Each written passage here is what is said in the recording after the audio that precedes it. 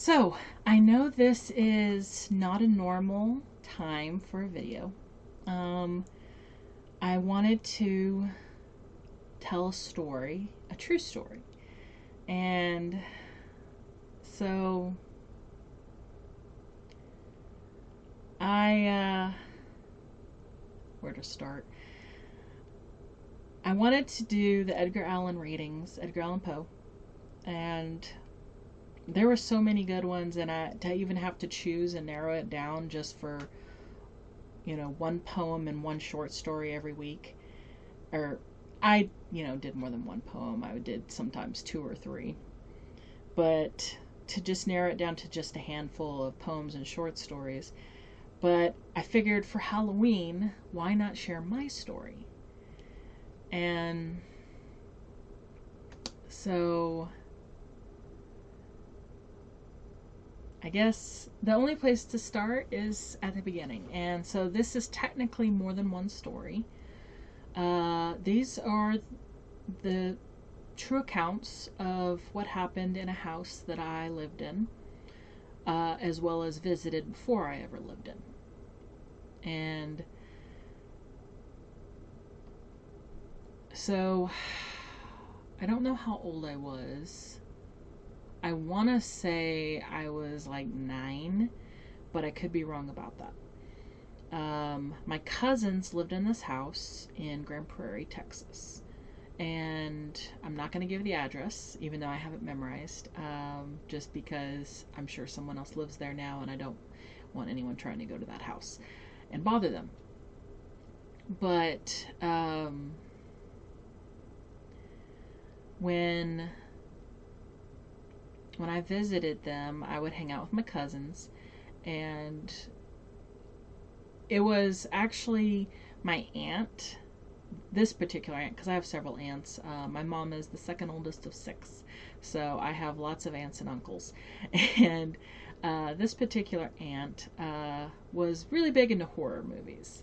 And so my exposure to horror movies was primarily through her. And I think much to my parents' chagrin, that I was exposed to horror movies at a younger age.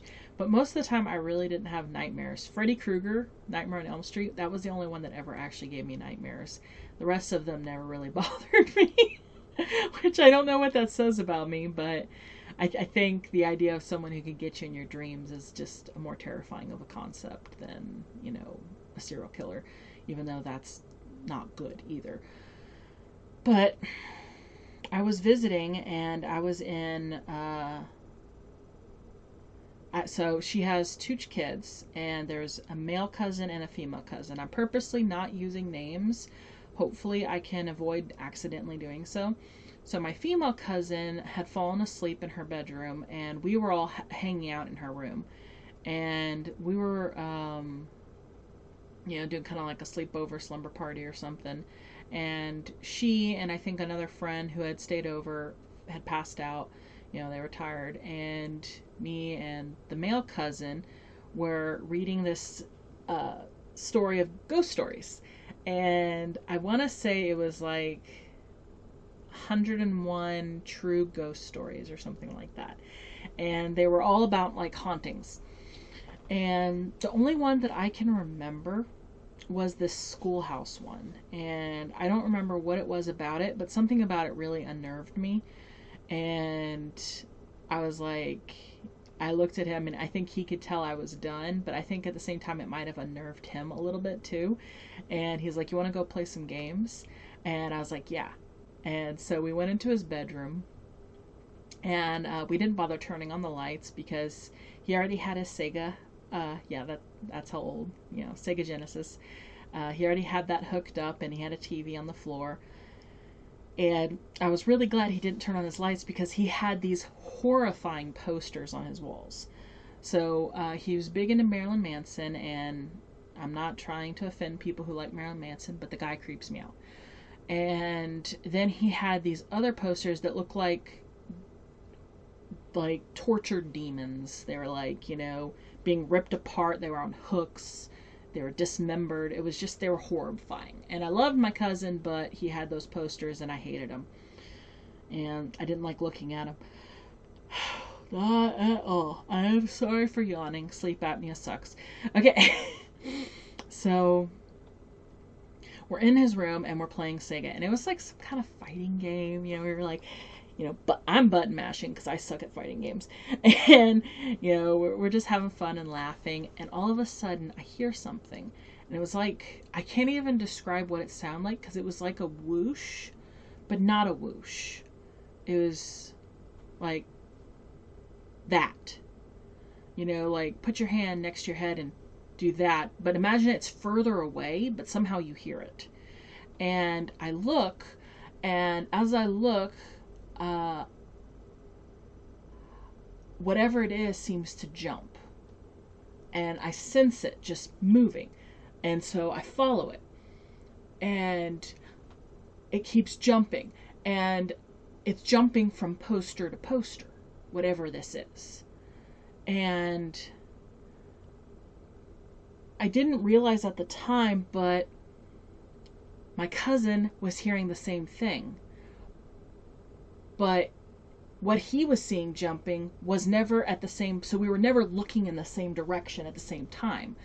And we both, at the exact same moment, when it stopped on the Marilyn Manson poster, which was the one directly above the TV, we both looked at it like this, and then we looked at each other, and we got up and ran out of that room. And to this day, I don't know if it was like a ghost, a demon, you know, some people don't believe in those things, but I know what I felt, I know what I heard and sensed, and something was literally like trying to come in to that room. And I was so terrified, and him and I were breathing heavily, and we collapsed back in the corner we had started in when we were reading the ghost stories, and he's like, first thing tomorrow those posters are coming down. And I was, you know, happy to hear that, but at the same time I was like, I don't know that's good enough. I didn't know whatever that was just reacting to the posters or what. And you know, so I even remember later that night I needed to go to sleep, but I needed my sheet because I'm a weird person. I don't want to say I have a security blanket, but I can't sleep without like a blanket around me. And a lot of times like my sheet or my blanket were kind of like a comfort thing. And so I opened the door barely, went in as far as I could, grabbed the thing and ran out and closed the door real fast. And I swear it still felt bad in there. I'm like, no, I don't like it. I don't like it. And it felt fine in the morning though. That was what was weird. It was like, you know, you'd think I would still be all iffy about it, but no, it really felt okay. And another thing, the posters were blacklight posters, if I'm not mistaken. And so I think that's one of the reasons why we could still kind of see them in the dark, but not as good. So fast forward, they move out, and for whatever reason, we end up moving in. I don't know if I had told my mom about what happened. I probably didn't, but if I did, you know, I don't think we made any connection to the house, like it being something to do with the house. But we should have made that connection. And because weird things happened once we moved in. Now, I never asked my cousin if any other weird stuff ever happened in that house. I really should, because it's strange that we experienced that. I have no other recollection of anything else happening in the house, but then when we move in, all kinds of weird stuff happened. So this is just going to be some random occurrences that happen. First of all, I developed insomnia. I wasn't diagnosed, but the only way to describe it is insomnia. I would not sleep until the sun came up. I could not sleep. I was terrified of the dark. And I could not feel comfort until the sun came up. Once the sun came up, I was able to go to sleep. So I don't know if that's truly insomnia, but whatever it is, I had that. And I started to sleepwalk. And I had never before or since sleepwalked, according to anyone who stayed over, anyone who's, lived with me. No one has made any documentation of me sleepwalking except for during this period living in this house. And I would go, of this world. I wouldn't know that had I not said it to my family while sleepwalking. And I have no recollection of any of it, so it's just very creepy to think that you're doing something and you're not in control of your own body, like, while sleepwalking, and that's just terrifying to me. But I did. And then there was this time, I was living in the room that had the posters, and I hated that room. Something about that room kind of bothered me. Mostly looking into the backyard. Something about looking out the window into the backyard, it reminded me of a graveyard. I don't know why it reminded me of a graveyard. Like, I would get the image of a graveyard in my mind. And I just would imagine really scary things looking out into it. And I'm like, it's kind of the stuff for a Poe poem, honestly.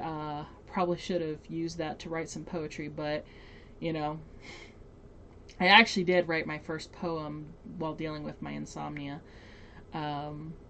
which I guess I could share a link to. I don't know if I've recorded it yet. Once I record it, I'll link it in the video. But, so one time I was trying to sleep in that room. I heard something, and it was sort of like a clatter. And so I got up and I walked into the kitchen. And now the counter was an L shape. It goes, like this and then this. And on this wall, there was the window that goes to look out the back porch. And so the light from the back porch was beaming in and creating a shadow on the floor. So the counter had a shadow coming off, like, really far. And running on top of the shadow of the counter, there is nothing on the counter. Running on top of it is something that I would only describe as an imp. It was kind of skeletal, and it had no eyes, like the light was its eyes. And it had horns, but it was like bony-ish, and it just and ran along. And it scared me so bad, I ran back into my room and did what most kids do and covered myself with a blanket as if that made me safe. And I think I started praying, and I was terrified. And more events started happening like that, where there was some things that we would argue away, like my TV would start turning on and off, or the volume starting going up and down on its own. We'd think, someone must have a remote that's similar to mine in one of the houses, or maybe even within our house, it could have been my uncle's remote. And, one time my remote went missing, and I searched everywhere. I searched under my bed, cleaned out the entire underneath of my bed to make sure it wasn't there, because, everything goes under the bed. And then I one day just look under my bed, and there it is, placed there perfectly, right in the middle, and it looks dirty. It looks ancient, like it's been through a desert. And I'm like, what in the world? And like some of the numbers are all wore off, like it's like dozens of years old or something. And I'm like, this looked brand new. And then it doesn't now. And so things like that would happen, and I was terrified. I mean, terrified. Now, some of this, could be kid stuff, but I was terrified of this, like, heater thing that was in the bathroom. I call it, like, the demon football player, because that's what its face looked like. It looked like it had a face. It looked like a demon football player, because it looked like it had, like, a mask, and, it was, like, a frame with, like, little dots or circles, and it was just weird. And there was something about that bathroom. I didn't know why I didn't like that bathroom, but I didn't like that bathroom. And it was the bathroom closest to my bedroom, and I hated using it. And my mom, she was big into being a prayer warrior. So she would read these books about prayer and fighting spiritual battles with prayer. And so the only time I could sleep was if I was in the bedroom with her. And I quit sleeping in my bedroom altogether. And every now and then I'd sleep in the living room, and I'd pray that she'd wake up and come want a snack or something. And so she would actually walk in there and get, like, I don't know, I just wanted a snack. And I'd be like, hee hee, thank you for coming. and so she would get mad at me. She'd be like, playfully mad, because she hated that I was so tormented, and she didn't know what to do. She'd pray for me, but she finally said to me, you're gonna have to try and fight this yourself. And I was like, yeah, what do I do with that? I'm a kid, I'm scared. And so I remember one time being in the living room, and I see this. So we had a black dog, and we named her Baby Girl. Her name was Baby, but Baby Girl is what we went by. And she was beautiful. Just this, she was pretty big. She was kind of husky. She was a little overweight, but she held it really well, so she didn't look fat. She was mostly muscle. And she usually slept in the bedroom with my mom, and they would keep their door closed. So I wouldn't normally like see her like walking around the house. And I was looking at the TV, which I was in the living room. I was looking at the TV, and then I looked to the right because I heard something. And when I looked there, I saw a black dog, and for just a split second, I thought it was Baby Girl.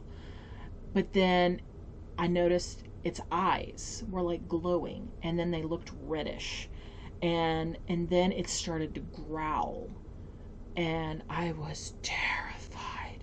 I couldn't move. I couldn't speak. I don't know if I passed out or what happened, but I know that it scared the heck out of me. And I don't know if this was the same day or same night, should I say, because this was at night. It always was at night. Like, I never remember seeing or hearing anything during the day. And it was at night, always. And I'm like, seriously? So it's enough to feel insane because you're always alone at night, or I was, typically being an only child. And so one of the few times someone was there to witness it was the time with my cousin. And, fortunately, my mom was having her own occurrences. Like, she was in the bathroom one time getting ready and doing her hair. She had just gotten out of the shower, and she looked in the mirror, and there was a guy looking back at her, and then he looked shocked when their eyes met, and then he was gone. And yeah, probably shouldn't have told me that because I was already scared, but it made me not feel insane because of the stuff I was experiencing. So I'm glad she did tell me that, but it just was scarier. And she saw something, what we called him the Dark Man, and we don't know why we got the distinct impression it was a him, but we just did. And she and my uncle, who was also living in the house, it was a 4-bedroom house, and he was there and helping to pay because even back then houses were expensive. And they would see him in the driveway a lot of the time, and I don't know if they ever saw him in the backyard, but they would see him in the driveway. And they would also talk about seeing this otherworldly kind of green fog. We had a cemetery down the street, and down the street it was really low-lying, so a fog, wasn't too unnatural, but it was green. And we found out that they apparently buried John Doe's there. So I was like, great, yeah, just adding more layers to this haunted house sort of thing that we were living in. And the panels on the walls also looked like tormented souls. By the way, yeah, I wish I had a smartphone from back then, because I would have been able to document a lot of this stuff. Obviously, seeing spiritual things, I don't know if I would have been able to catch any of it on camera. It's like, really sucks that I don't have that kind of proof. But typically, in the case of the supernatural or spiritual, you can't truly capture it because it doesn't want to be seen or have proof, I guess. But the walls, the wood panels, the way it just looked like a face. It was like And I mean, that probably looks funny, but it was, you know, with everything that was going on, the walls were terrifying. And, you know, as a kid, you know, I was like 10, 11 living here, and the walls terrified me, especially because it was in the living room.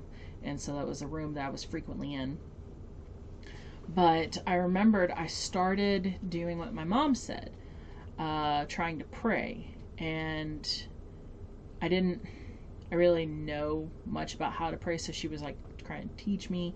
And I remember one time being in her bedroom, and I don't know if anyone watching this has seen the movie Phantasm. And I'm sorry I'm jumping around so much, but as I'm remembering things.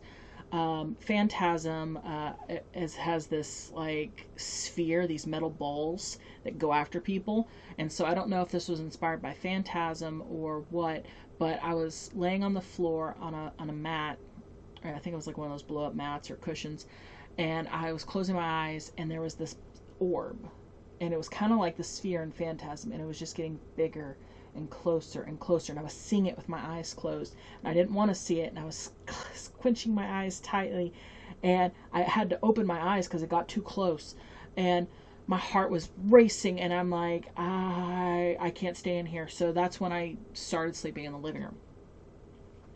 And so I couldn't sleep in my bedroom, couldn't sleep in my mom's room, wasn't sleeping in the living room. I was watching TV all the time, watching, you know, late night shows that probably weren't helping, but, you know, it was what I could do. And, you know, basically it would be until I passed out, that's when I would sleep. And so I started doing the praying more. Like I would always pray a little bit, but then I started actually praying more. And then I saw this shadowy figure. And you want to say a guy's cut. Dude, I think he put Schwarzenegger to shame.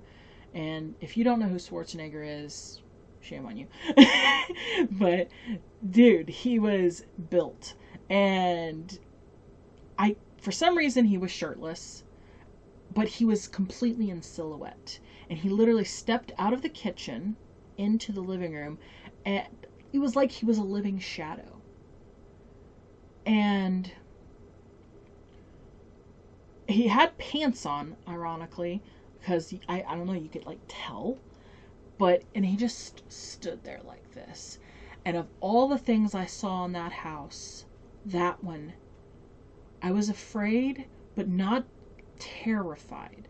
I was more like awe-inspired. Like, it's like seeing something breathtaking, like seeing the ocean for the first time, or looking down at the Grand Canyon. It's like, it's scary, but it's also beautiful. And as I looked at him, I knew everything was okay, and that he was good, and he wasn't the things I had been seeing.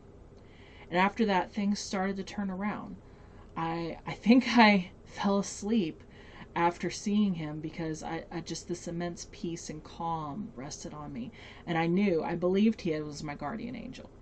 And, you know, I have no way of confirming that, but that's just what I felt. And so what I did is it's like that gave me the strength I needed to start fighting back. And so what I did is and it's going to sound silly, but I put a cross over every entrance into my room. I put one over my door, facing opposite my door, over both windows, and over my closet door, because I was terrified of having my closet open. That's some story for another day. I've seen things in closets before as a little kid, not in this house, because I had already learned to have fear of closets. And I prayed over my room, and would continue to pray over my room.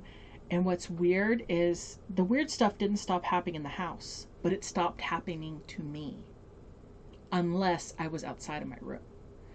I started to sleep at night again, and I could literally, have you ever walked into a room and you can feel the tension in the air, or feel the frustration off people? It was like that, but it was like I was entering a safe space. When I would walk into my bedroom, as soon as I passed the threshold of my door, it was like, this is safe. This is good. This is free and happy. And as soon as I would walk out of my room, it would be almost like a chill. And I didn't feel, I felt a little uncomfortable, like there was like an itch, or it's hard to describe. And so the things that happened to me really dumbed down. And, you know, the rest of the family, they encountered lots of things that started happening, but for my part of the story, that's it. It literally calmed down. Now, I found out later, when we were moving, that my mom had found a Ouija board and tarot cards in that bathroom that I hate so much. So, yeah, don't play with those. You know, you think it's fun and games? It's not. And when you're inviting spirits, they're not necessarily nice ones. And you just don't want to play with that. You know, if you think it's not real, what if it is? Just what if it is? Watch a couple horror movies, get your kicks out that way. Don't play with that. Don't play with the occult and think that you're going to walk away unscathed, because it's dangerous. And, you know, whether you believe it or not, it can do things. And better safe than sorry. So, I know that wasn't truly a scary, scary story, but it was scary for me. I lived through it, and it was quite terrifying. And recounting it as I did, I know I didn't do the best of job, but I didn't realize just how much I went through at that age. And I mean, I was a young kid, and that's not even counting the fact that my mom witnessed, like, have you seen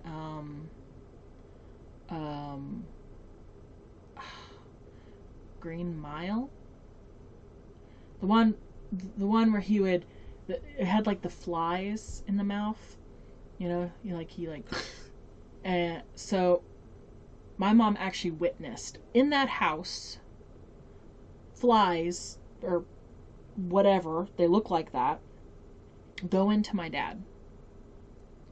And he literally had a stroke in that house. And it was just so many things that happened, and I can't do them justice because they're not my stories. They're, you know, the stories of what happened to other people when I wasn't around. And so I you know, secondhand.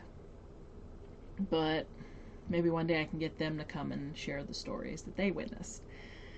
But yeah. So comment. Let me know what you think. Have you had similar stories? Have you seen crazy things? Share some of them. I mean, you're alive, you survived, so that's a victory right there. So, you know, tell your story. And if you have YouTube channels, record it. Record your story. And, you know, if you don't want to just release it any old time, then save it for Halloween. There's always a great excuse to share ghost stories on Halloween. And no matter how scary it is, whether it's actual doing of supernatural or doing with scary things that just happened or bad people, you know, tell your tales. And, you know, the world gets made a better place by us being able to share our part of it that we've experienced. And, you know, let me know what you think. Subscribe, ring the bell, all those things. And until next time, happy Halloween. Bye.